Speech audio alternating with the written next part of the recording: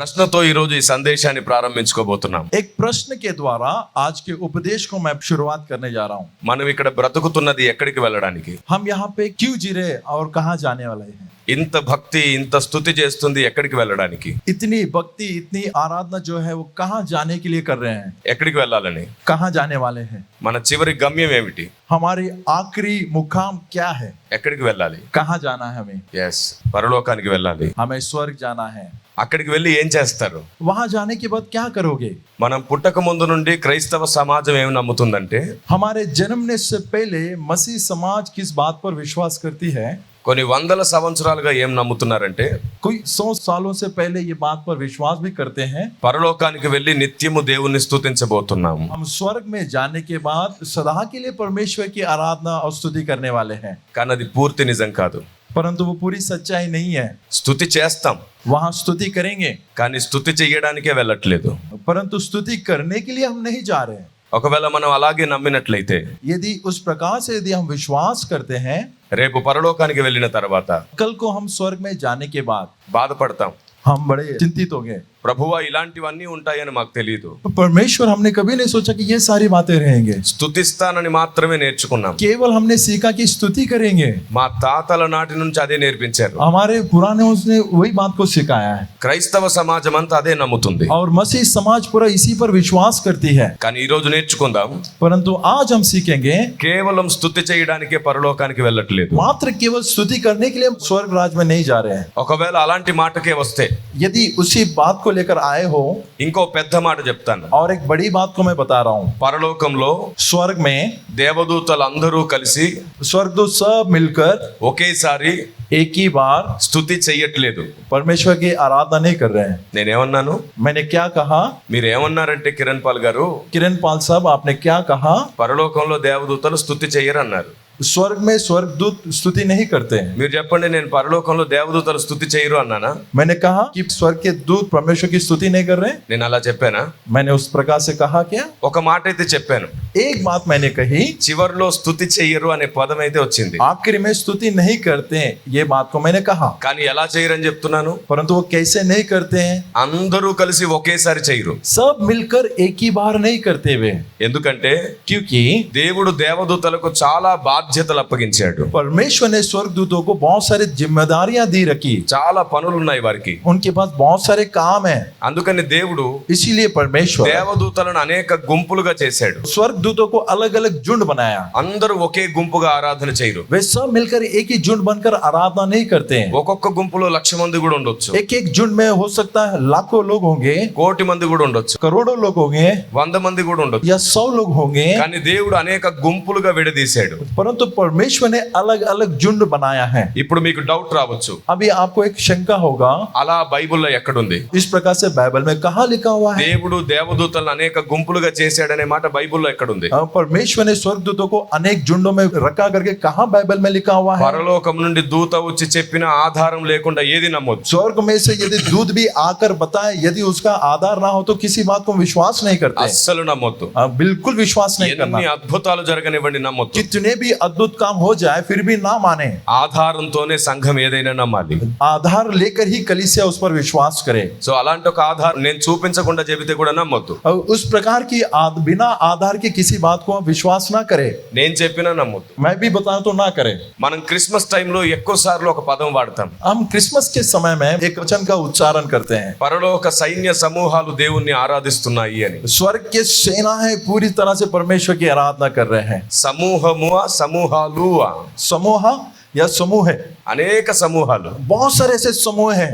అంటే దేవుడు అనేక గుంపులుగా వారిని విడదీశాడు. यानी परमेश्वर अलग अलग झुंडों में उन्हें भाग कर अलग करके रखा है. ఇంకో పెద్ద మాట, और एक बड़ी बात, దేవదూతలందరూ పరలోకంలోనే ఉండరు. सारे स्वर्गदूत स्वर्ग में ही नहीं रहते. దేవుడు వాళ్ళకు వేరే వేరే నివాస స్థలాలు, వేరే ప్రపంచాలు కూడా చేశాడు. परमेश्वर ने उनके रहने के स्थान और उनके लिए अलग अलग ब्रह्मांड को बनाया. ఈ విశ్వం ఎంత పెద్దదో తెలుసా? ये विश्व कितनी बड़ी है मालूम है? నేను పుస్తకం రాశాను, मैंने एक पुस्तक लिखी, అంతరిక్షం వెనుక, अंतरिक्ष के पीछे, బిహైండ్ యూనివర్స్. अंतरिक्ष के पीछे. ఆ పుస్తకంలో యూనివర్స్ ఎంత పెద్దదో చెప్పాను. उस पुस्तक में मैंने लिखा है कि ब्रह्मांड कितनी बड़ी है। ఓ ప్రాముఖ్యమైన విషయం మీకు పరిచయం చేస్తున్నా. और एक मुख्य विषय से मैं आपको परिचय करा रहा పరలోక రాజ్యంలో हूँ। स्वर्ग राज्य में దేవదూతలందరూ కలిసి स्वर्गदूत सब मिलकर ఒకేసారి एक बार స్తుతి చేయడం లేదు. परमेश्वर की स्तुति नहीं कर रहे हैं। కారణం ఏమిటంటే कारण क्या है?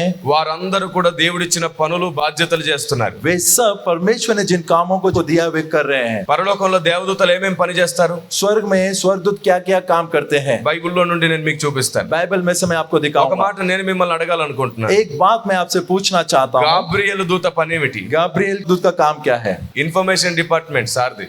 उसका इंफॉर्मेशन डिपार्टमेंट। మీకాయేలు దూత ఏం పని చేస్తారు? मिकाएल दूत क्या काम है? యుద్ధం చేస్తారు, సైన్యాన్ని చూసుకుంటారు. युद्ध करता है, सैन्य को देखता है वो। దేవదూతలందరికీ ఒక్కొక్క పని ఇవ్వబడింది. स्वर्ग दूत के सबों को अलग अलग काम दिया गया है। గుంపులు గుంపులుగా ఆ పనులు చేస్తారు. वे झुंड झुंड में रहकर वे काम करते हैं। దేవుడిచ్చిన ప్రతి పనిని వారు ఖచ్చితంగా చేస్తారు. परमेश्वर का दिया हुआ काम को वे निश्चित रूप से पूरा करते हैं। 91వ కీర్తన 11వ వచనాన్ని గమనించండి. वचन 51 उसका 11वां वचन, क्योंकि वह अपने दूतों को तेरे निमित्त आज्ञा देगा कि जहां कहीं तू जाए वे तेरी रक्षा करे। ఇప్పుడు నాకు చెప్పండి, अब मुझे बताएं, దేవదూతలు మనందరిని కాపాడుతున్నారా? स्वर्गदूत हमारी रक्षा कर रहे हैं क्या? ఇక్కడ ఉన్నట్లేనా వాళ్ళు? यहाँ पर है क्या वे लोग? మీ చుట్టూ ఉన్నారా? आपके चारों ओर है क्या? ఎంతమంది నమ్ముతున్నారు దేవదూతలు మీతో ఉన్నారని? कितने लोग विश्वास कर रहे हैं कि स्वर्गदूत मेरे साथ है? నమ్మిన వాళ్ళ చుట్టే ఉండాలి ప్రభువా. जितने लोग विश्वास किए उनके साथ ही रहना प्रभु। నమ్ముతున్నారా మరి? क्या विश्वास कर रहे हैं? Right, praise the Lord. Praise the Lord. నా భాష వేరు కావచ్చు, मेरी भाषा अलग हो सकती है, కానీ నాలో పెట్టిన దేవుని జ్ఞానం మీకు అత్యవసరం. परंतु मुझ में जो ज्ञान परमेश्वर ने रखा वो आपको चाहिए, ప్రపంచానికి అవసరం. वो सारे संसार को चाहिए। పౌలులో దేవుడు తన జ్ఞానాన్ని పెట్టాడు. परमेश्वर ने पौलुस में अपने ज्ञान को रखा। పౌలుకు మన భాష తెలుసా? पौल को क्या अपनी भाषा पता थी? మరాఠీ వచ్చా? उसे मराठी హిందీ వచ్చా? हिंदी आता था क्या? కన్నడ వచ్చా? कन्नड़ा आता था? ఇంగ్లీష్ వచ్చా? పోనీ इंग्लिश आता था क्या? పౌలుకు వచ్చా? पौलुस కానీ को। పౌలులో ఉన్న జ్ఞానం మనం మన భాషలోనికి తర్జుమా చేసుకొని చదువుతున్నాం. परंतु पौलु में जो ज्ञान थी उस ज्ञान को हमारी भाषा में उसे ट्रांसलेट करके हम पढ़ रहे हैं। అలాగే ఇక్కడ కూడా జరుగుతుంది. यहाँ पर उसी प्रकार से हो रहा है। మీకు ఏది అత్యవసరం అది తర్జుమా జరుగుతుంది. आपको जो कुछ भी आवश्यकता है वो भाषांतरित हो रहा है। ఈ విషయం మీలో నివసించుట చేత మీ కొరకు దేవుడు అధికారికంగా కొన్ని జారీ ये చేయబోతున్నాడు. बातें आप में वास करने के द्वारा कुछ बातें अधिकार रूप से परमेश्वर छोड़ने वाला है। మిమ్మల్ని స్వతంత్రులను చేయబోతున్నాడు. परमेश्वर आपको स्वतंत्रित करने वाला है। సత్యము నమ్ముట వలన మనకు అనుకూలమైన డోర్స్ ఓపెన్ అవుతాయి. यदि सत्य को यदि हम मानते हैं तो हमारे लिए अनुकूलित दरवाजे खुल जाते మన हैं। జీవితంలో కొత్త పేజీ ప్రారంభం అవుతుంది. हमारे जीवन में एक नई पन्ना शुरू होती है। అలా కొత్త పేజీ ప్రారంభం అవ్వడానికి దేవుడు తన సత్యాన్ని మనలో उस నాటుతున్నాడు. प्रकार से एक नया पन्ना शुरू होने के लिए परमेश्वर ने अपने सत्य को भेजा। ఆమేన్. आमीन, అందరం పలుకుదాం ఆమేన్. आमीन। सब लोग ఆమేన్ అని పలికేటప్పుడు ఖచ్చితంగా మీ చెయ్యి ఎత్తి చెప్పండి ఆమేన్. आमीन। जब भी हम कहते हैं तो अपने हाथों को उठाकर बताएं, దేవుడిది మీకు ఇచ్చును గాక. परमेश्वर ही आपको दे। సత్యము మీలోనికి రావడం ద్వారా सच्चाई आप में आने के द्वारा మీ ప్రార్థనలో కూడా శక్తి పెరుగుతుంది. आपके प्रार्थनाओं की ताकत बढ़ेगी। సత్యం మీలోనికి రావడం ద్వారా सच्चाई आपके मनों में आने के द्वारा పరలోకంలో మీ విలువ పెరుగుతుంది. स्वर्ग में आपके मूल्य बढ़ेगा। సత్యం మీరు నమ్మడం ద్వారా सच्चाई पर विश्वास करने से మీరు అందరికంటే కొత్తగా బ్రతుకుతారు, భిన్నంగా. आप दूसरों से भिन्न जियोगे। అలా జరగాలి అంటే సత్యాన్ని మనం నమ్మాలి, వినాలి. उस प्रकार से यदि चाहते हो तो सत्य को सुनना है, सत्य को मानना है। ఇప్పుడు చెప్పండి, దేవదూతలు మన చుట్టూన్నారా? अब आप बताएं कि स्वर्गदूत हमारे चारों ओर है, వాళ్ళు మనల్ని वे కాపాడుతున్నారా? हमारी रक्षा कर रहे हैं क्या? ఇప్పుడు వాళ్ళని అడుగుదాం. अब उनसे पूछते हैं, దేవదూతలారా, ये स्वर्गदूतों మీరు స్తుతించడం మానేసి ఇక్కడికి వచ్చారేమిటి? आप स्तुति को छोड़कर यहाँ क्यों आए हो? అక్కడ స్తుతించొచ్చు కదా. वहां जाकर स्तुति कर सकते వాళ్ళు हो ना? ఏమంటారు తెలుసా? वे क्या कहते हैं? చిన్నగా నవ్వి थोड़ा सा हंसते स्माइल करते हैं, కొండ సోనేక తుకడా. ना बंगार कोंडा। బైబిల్ చదవట్లేదా? क्या आप बाइबल नहीं पढ़ रहे हो? చంకలో పెట్టుకొని తిరగడమేనా? हाँ, मात्र केवल इसे बाजू में रख के घूमते हो क्या? దీన్ని సరిగ్గా చదువు. इसे अच्छी तरह से पढ़ो। దేవుడు మాకు స్తుతించే అవకాశం ఇచ్చాడు, పని చేసే అవకాశం ఇచ్చాడు. परमेश्वर ने हमें स्तुति करने का भी अवसर दिया, काम करने का भी अवसर दिया। ఇప్పుడు పని చేసే టైం, अब ये काम करने का समय है, మాకు రోజు వస్తుంది. हमारा एक समय आने वाला है। వెళ్ళి మేము దేవుణ్ణి స్తుతిస్తాం. हम जाकर परमेश्वर की स्तुति करते हैं। మేము వెళ్ళినప్పుడు हम जब जाते हैं వేరే గుంపు వచ్చి మిమ్మల్ని और కాపాడుతుంది. दूसरी जुड़ आकर आपकी सहायता करते ఇలా ఎన్ని పనులు ఉన్నాయో हैं। इस प्रकार से कितने काम है। దేవుడు ఆల్టర్నేట్ గా కొందరిని రెడీ చేసి పెట్టాడు. परमेश्वर ने अल्टरनेट एक के बाद एक के लिए तैयार करके रखा है। है। మాట బైబిల్లో ఉంది. ये बात बाइबल में है। మీరు ఒకసారి మీ పరిశుద్ధ గ్రంథాలు తెరిచి आप देखिए एक बार पवित्र शास्त्र యోబు గ్రంథం 1వ అధ్యాయం 6వ వచనం. अय्यूब 1:6। एक दिन यहोवा परमेश्वर के पुत्र उसके सामने उपस्थित हुए और उनके बीच में शैतान भी आया। చూడండి ఇలా రాయబడింది. देखिए वहां पर इस प्रकार से लिखा हुआ है, ఒక రోజు దేవదూతలు పరలోకంలోకి వచ్చారు. एक दिन स्वर्ग के दूत स्वर्ग राज में आए। అంటే ఎక్కడి నుండి వచ్చినట్టు? वे कहां से आए? బయట నుండి లోపలికి వస్తున్నారు. यानी बाहर से वे अंदर आए। 2వ అధ్యాయం 1వ వచనం కూడా చూడండి. दूसरा अध्याय पहला आयत पढ़ेंगे। फिर एक और दिन यहोवा परमेश्वर के पुत्र उसके सामने उपस्थित हुए और उनके बीच में शैतान भी उनके सामने उपस्थित हुआ। ఇప్పుడు మీకు అర్థమవుతుందా? अभी आपको समझ में आ रहा है क्या? వారికి దినం వచ్చినప్పుడు తటస్థించినప్పుడు మాత్రమే వాళ్ళు వస్తున్నారు. जब उनका निर्णय उनका समय आता है तभी वे जाते हैं, మిగతా టైంలో దేవుడిచ్చిన పనులు బాధ్యతలు నిర్వర్తిస్తున్నారు. और अलग समय में परमेश्वर ने जिन कामों को जिम्मेदारियों को दिया वे पूरा करते हैं। దినం రాకుండా వాళ్ళు పరలోకానికి వచ్చి ఆరాధన చేయరు. वे दिन रात ना होते हुए स्वर्ग में आकर आराधना नहीं करते మీరు हैं। చెప్పండి, మనం వారం అంతట్లో ఏ రోజు వచ్చి దేవుని స్తుతిస్తాం? आप बताइए कि सारे सप्ताह भर कौन से दिन आकर हम परमेश्वर की आराधना करते हैं? సండే रविवार। And Monday, Tuesday, Wednesday, Thursday, Friday కూడా ఇక్కడే ఉంటామా? अगर सोमवार, मंगलवार, बुधवार, गुरुवार, शुक्रवार तक क्या यहीं रहते हैं क्या? ఇక్కడే వంట చేసుకొని, ఇక్కడే స్నానం చేసుకొని, ఇక్కడే బట్టలు ఉతుక్కొని यहीं पे खाना बनाकर, यहीं पे नहाकर, यहीं पे कपड़े धोते हुए ఇక్కడే ఉంటాం. ఆ మూలన ఒకళ్ళు, ఈ మూలన ఒకళ్ళు, ఆ మూలన ఒకళ్ళు इस कोंटे में एक, उस कोंटे में एक, उस कोंटे में एक, सब लोग यहीं रहते हैं क्या? ఉంటామా ఇక్కడ? हम रहते हैं ఉంటాం. क्या? हम नहीं మనకు रहते। టైం వచ్చినప్పుడు వచ్చి స్తుతించి ఆరాధించి వెళ్ళిపోతాం. जब हमारा समय आता है उस समय के अनुसार आकर आराधना करके जाते हैं। అలాగే దేవదూతలకు కూడా उसी प्रकार से स्वर्गदूतों की भी చాలా పనులు బాధ్యతలు ఉన్నాయి. बहुत सारे काम और जिम्मेदारियां हैं, వారు అవి చేస్తూనే ఉంటారు. वे करते ही रहते हैं। వారికి ఎప్పుడు ఒక దినం వస్తుందో अब उनका एक समय एक दिन आता है, అప్పుడు వాళ్ళు వస్తారు, उस समय में वे आते हैं, वहां पर ఆరాధన చేస్తారు. आराधना करते हैं, వీరి దినం అయిపోగానే వీరు వెళ్ళిపోతారు. और उनका समय होते से वे चले जाते हैं, మరలా వేరొకరు వస్తారు. और दूसरे लोग आते हैं वहां पर। మీకు చైన్ ప్రేయర్ తెలుసా? आपको चेन प्रेयर मालूम है? संकल्प प्रेयर, తెలుసు కదా? हाँ मालूम है ना? ప్రేయర్ ఆగుతుందా? क्या वो प्रार्थना रुकती क्या? కానీ మనుషులు మారుతూ ఉంటారు. परंतु व्यक्ति वहां के हो वो बदलते रहते हैं। అలాగే పరలోకంలో స్తుతి ఆగదు, इसी तरह से स्वर्ग में स्तुति नहीं रुकती, కానీ గుంపులు మారుతూ ఉంటాయి. परंतु झुंड बदलते रहते हैं। అలాగే उसी प्रकार ఒక రోజు రాబోతుంది, एक दिन आने वाला है, నువ్వు కూడా కేవలం స్తుతి చేయడానికే పరలోకానికి వెళ్ళట్లేదు. मैं मात्र केवल हम स्तुति करने के लिए स्वर्ग जाने वाले नहीं हैं। జాగ్రత్తగా వినండి, చాలా పెద్ద విషయం చెప్తున్నాను. बड़े सावधानी से सुने, बड़ी बात को बताने वाला हूँ। మీరు పరలోకానికి వెళ్ళేది కేవలం స్తుతించడానికే కాదు. मात्र केवल स्तुति करने के लिए आप स्वर्ग नहीं जा रहे हो। ఒక రోజు నీ వంతు రాబోతుంది. एक दिन आपका समय आने वाला है। దేవుడు పరలోకంలో నీకు కొన్ని బాధ్యతలు ఇవ్వబోతున్నాడు. परमेश्वर अपने स्वर्ग राज में कुछ जिम्मेदारियां देने वाला है। దేవదూతలకే కాదు, నీకు కూడా और ఇవ్వబోతున్నాడు. स्वर्ग दूतों को ही नहीं परंतु आपको भी देने वाला है। నీవేమనుకున్నావు? आप क्या सोचते हो? అక్కడ కూడా హల్లెలూయా స్తుతి మహిమే పాడదాం ओ అనుకున్నావా? वहां पे जाकर हालेलुया स्तुति महिमा गाएंगे। అక్కడ కూడా ఇలాగే చప్పట్లు కొడుతూ ఆరాధన చేసుకుంటూ वहां पे भी इस प्रकार से ताले बजाते हुए आराधना करेंगे। దేవుడు నిన్ను విడిచిపెట్టడు. परमेश्वर आपको नहीं छोड़ेगा, నీకు కొన్ని పనులు ఇస్తాడు. आपको एक काम देगा। ఎలాంటి పను తెలుసా? जिस प्रकार का काम है मालूम है? దేవుడు మాత్రమే చేసే పని నీకు ఇస్తాడు. परमेश्वर करने वाले कामों को ही देगा। దేవదూతలు చేయలేరు ఆ పని, वो स्वर्ग के दूत नहीं करते वो काम, దేవుడు మాత్రమే చేస్తాడు. वो परमेश्वर ही करता है। అలాంటి బాధ్యతలు నీకు ఇస్తాడు. उस प्रकार की जिम्मेदारियां प्रभु आपको देगा। పరలోకంలో ఉన్న దేవదూతలు वो ఆశ్చర్యపడబోతున్నారు. स्वर्ग के स्वर्गदूत आश्चर्यचकित हो जाते ఈ हैं। సామాన్యులు ఇంత పెద్ద పని ఎలా ये చేస్తున్నారు? साधारण लोग इतने बड़े काम को कैसे करते हैं? మనం చేయలేం కదా. वो हम नहीं कर सकते ना। అప్పుడు వారు మోకాళ్ళ మీద ఉండి కూడా నిన్ను నమస్కరించబోతున్నారు. उस प्रकार घुटने पे होकर आपको दंडवत करेंगे। ధన్యురాలివమ్మా, నువ్వు ధన్యురాలివి. ओ आप धन्य हो माँ, आप धन्य हो।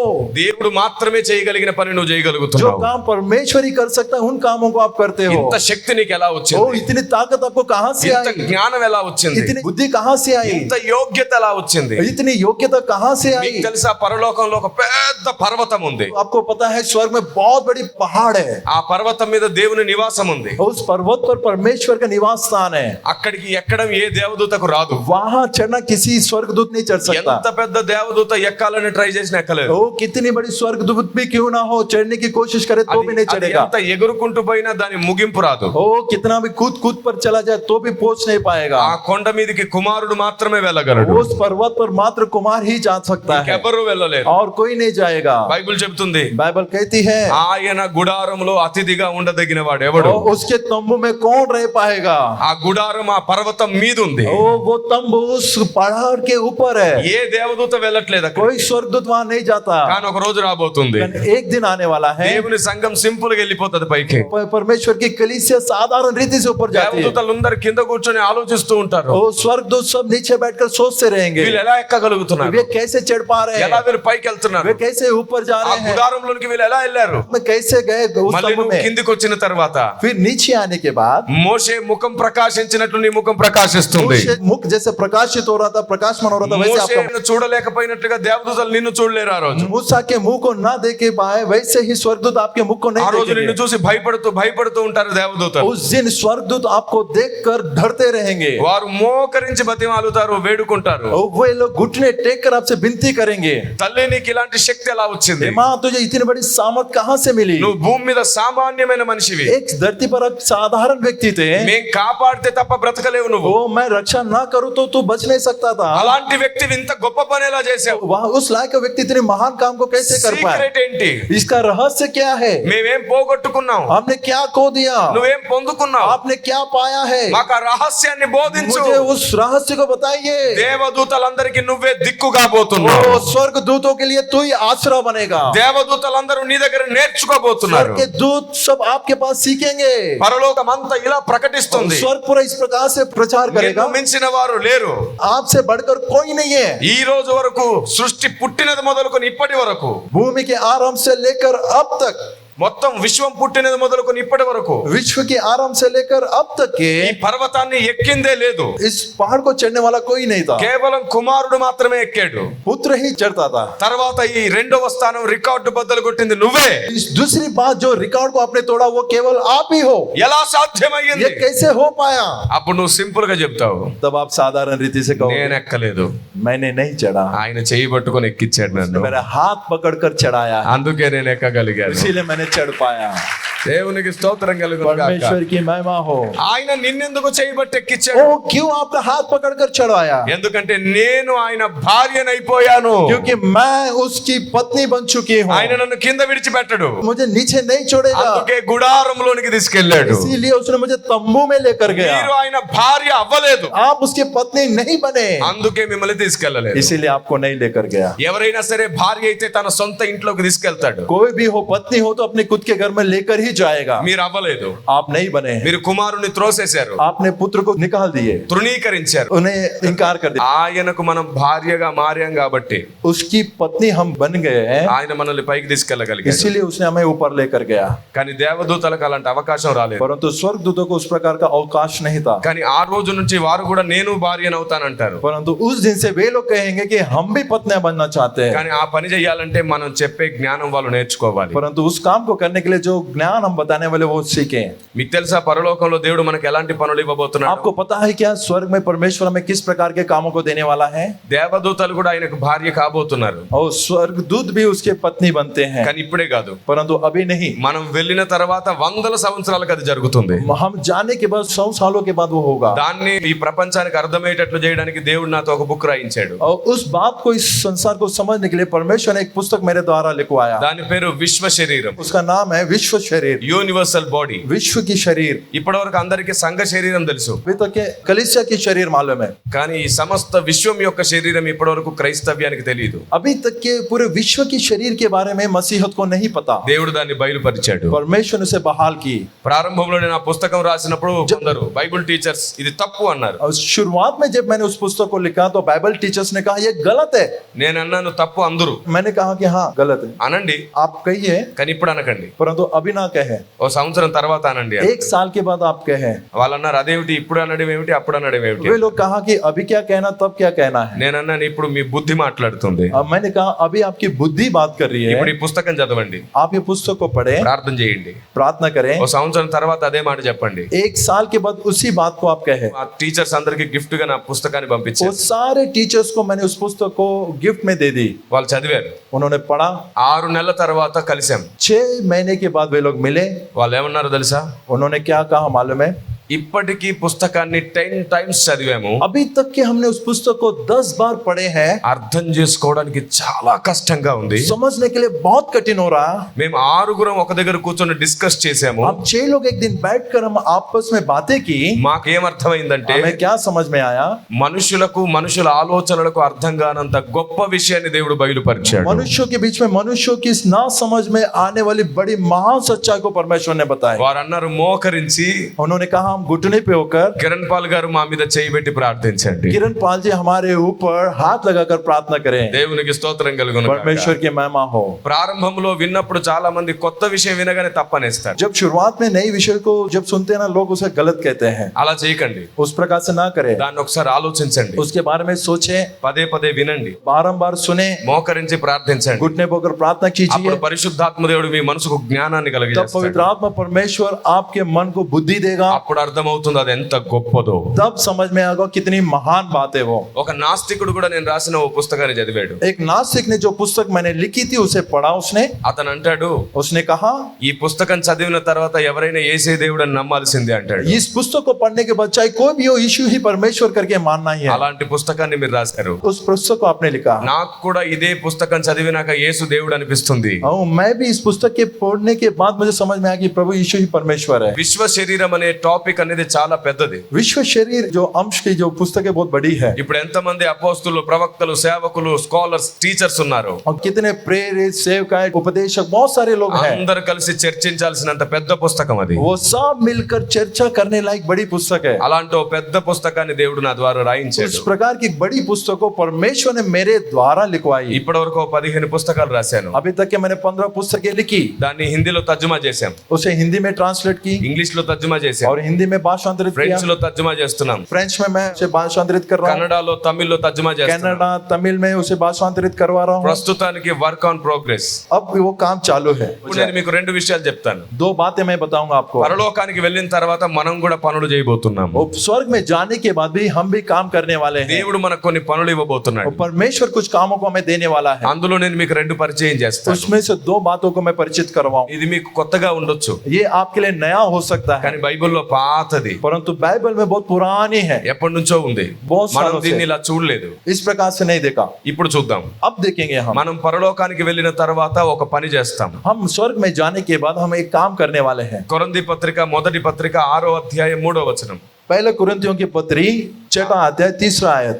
क्या तुम नहीं जानते कि हम स्वर्गदूतों का न्याय करेंगे, तो क्या संसारिक बातों का निर्णय ना करें? ఇప్పుడు చెప్పండి, మనం దేవదూతలకు ఏం చేయబోతున్నామంట?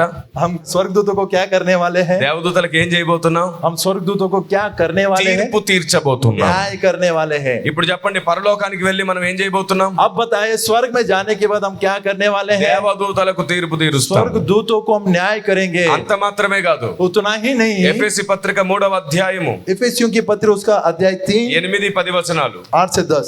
मुझ पर जो सब पवित्र लोगों में से छोटे से भी छोटा हूं, यह अनुग्रह हुआ कि मैं अन्य जातियों को मसीह के अगम्य धन का सुसमाचार सुनाऊं और सब पर यह बात प्रकाशित करूं कि उस वेद का प्रबंध क्या है, जो सबके सृजनहार परमेश्वर में आदि से गुप्त था, ताकि अब कलीसिया के द्वारा परमेश्वर का विभिन्न प्रकार का ज्ञान उन प्रधानों और अधिकारियों पर जो स्वर्गीय स्थानों में है దేవునికి మహిమ కలుగును గాక. परमेश्वर की महिमा ఈ हो. ప్రధానుల అధికారులు ఎక్కడున్న వాళ్ళంట? ये सारे अधिकारी और प्रधानों कहाँ पर है? పరలోకంలో ఉన్నారు. वे स्वर्ग में हैं. ఈ పరలోకంలో ఉన్న అధికారులకు, ప్రధానులకు ये स्वर्ग में जो अधिकारी और प्रधान जो है, మనం వెళ్ళి బోధ చేయబోతున్నాం. हम जाकर उन्हें सुसमाचार देने, उन्हें बताने దేవుడు वाले. వేటిని దాచిపెట్టాడో परमेश्वर जो कुछ में रहस्य में रखा, వాటన్నిటిని మనం బోధించబోతున్నాం. सारे बातों को हम बताने वाले हैं. పరలోకానికి వెళ్ళి దేవదూతలకు మనం టీచింగ్ చేయబోతున్నాం. स्वर्ग में जाकर स्वर्ग दूतों को हम उपदेश देने वाले हैं. ఇప్పుడు నాకు చెప్పండి, अब आप मुझे बताएं, అక్కడికి వెళ్ళి ఏం టీచింగ్ చేస్తారు? अब वहां जाके आप क्या उपदेश करोगे? ఓ దేవదూతల్లారా, हो स्वर्ग दूतों, మీకు ఆదాము అవ్వ తెలుసా? क्या आपको आदम और हव्वा पता है? మీకు జక్కయ్య తెలుసా? क्या आपको जक्कई पता है? ఓ దేవదూతల్లారా, स्वर्ग दूतों, మీకు అబ్రహాము తెలుసా? क्या आपको अब्राहम अब्राहम पता है क्या? ఇస్సాకు తెలుసా? ఇస్సాక్ पता है क्या? రక్తస్రావం కలిగిన స్త్రీ తెలుసా? वो लहू बहने वाली स्त्री आपको पता है क्या? దేవుడు పక్షవాతం కలిగిన వాడిని లేవనెత్తాడు తెలుసా? उस लकवे के मारे गिरा हुआ तो उसे परमेश्वर ने उठाया, आपको पता ఇలా है? చెప్పాలంటే వాళ్ళు పక్క పక్క నవ్వుతారు. ये सब यदि आप बताएं तो वो पढ़ पढ़ के हंसेंगे. చెప్తారు మేము సండే స్కూల్ కాదు. मैं बता रहा हूँ कि संडे स्कूल नहीं है. దేవదూతలు సండే స్కూల్ కాదు. ओ स्वर्गदूत संडे स्कूल नहीं है.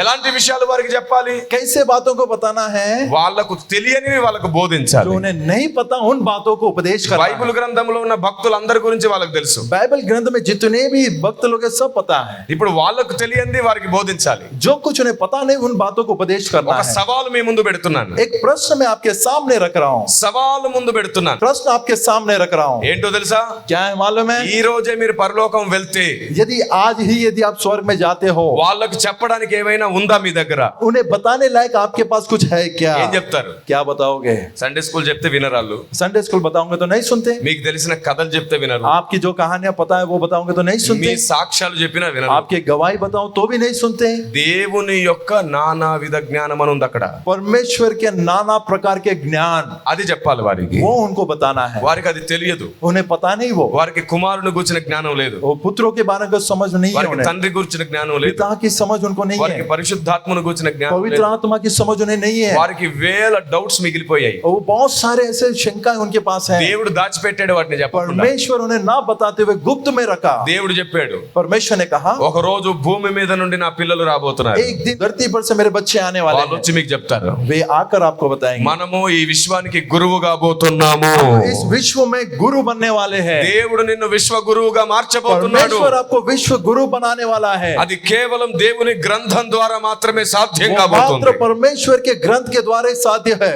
నేను మిమ్మల్ని అడుగుతున్నాను, मैं आपसे पूछ रहा हूँ, ఈ వచనం మీలో నెరవేరడానికి ప్రస్తుతం ఏమైనా మీ దగ్గర ఉందా? ये वचन आप में पूरा होने के लिए अभी तक के आपके पास कुछ है क्या? దేవదూతలకు చెప్పడానికి ఏమైనా నేర్చుకొని ఉన్నారా? परमेश्वर के स्वर्गदूतों को सिखाने के लिए आप सीखे हुए हो क्या? పరలోకానికి వెళ్ళి మనం కేవలం స్తుతి మాత్రమే చెయ్యట్లేదు, स्वर्ग में जाकर मात्र केवल हम स्तुति ही नहीं करते हैं, అక్కడ పనులు చేయబోతున్నాం. वहाँ काम करने वाले దేవుడు हैं. మనకు ఉద్యోగాలు ఇవ్వబోతున్నాడు. परमेश्वर हमें नौकरियां देने वाला है. మీరు చెప్పండి, 10వ తరగతి చదివిన వాడికి కలెక్టర్ ఉద్యోగం ఇస్తారా? आप मुझे बताएं, जो व्यक्ति 10वीं पास है उसे कलेक्टर की नौकरी मिलेगा क्या? ఇస్తారా? मिलेगा? ఎందుకు ఇవ్వరు? क्यों नहीं देगा? అతడు సిటీని 1 ఇయర్ లో పల్లెటూరు చేసేస్తాడు కాబట్టి. सिटी को 1 साल में वो केड़ा गांव बना देगा. కారణం ఏంటో తెలుసా? అతని చదువుకి అంత పెద్ద సిస్టమ్ నడపలేడు. उसकी शिक्षा के अनुरूप से वो उतना सिस्टम को नहीं चला पाएगा. అతని చదువును బట్టి అతనికి ఉద్యోగం దొరుకుతుంది. उसके योग्यता शिक्षा के अनुसार उसे नौकरी मिलेगी. అలాగే నీకు దేవుని గురించి ఎంత తెలుసో పరలోకంలో నీకు అంత స్థానం దొరుకుతుంది. परमेश्वर के बारे में जितनी जानकारी आपके पास है, स्वर्ग में उतनी ऊंची स्थान నేను आपकी ఇంకొక रहेगी. మాట అడిగేద్దాం అనుకుంటున్నాను. और एक बात मैं पूछना चाहता మనకు हूँ, దేవుని గురించి ఎంత తెలుసు? हमें परमेश्वर के बारे में कितनी जानकारी है? మిమ్మల్ని దెప్పి పడవాలని కాదు, आपको उठाकर बताने के लिए नहीं, इस प्रकार से टोसते हुए बताने మనం అందరం నేర్చుకోవడం కోసం. हम सबों को सीखने के लिए. మీకు తెలియదు అని చెప్పడం నా ఉద్దేశం కాదు. आपको नहीं मालूम मैं बता रहा हूँ, ये उद्देश्य नहीं. మనకి ఏమేం తెలియదో స్పృహ కలిగించడమే నా పని. हमें जो जो बातें नहीं पता है उन्हें हमें समझना है. మీకు అర్థమైతే చాలు, आपको समझ में आए तो चलेगा. మీరు ఈ ప్రపంచానికి వెలుగవుతారు. आप इस संसार के लिए उजियाला ज्योति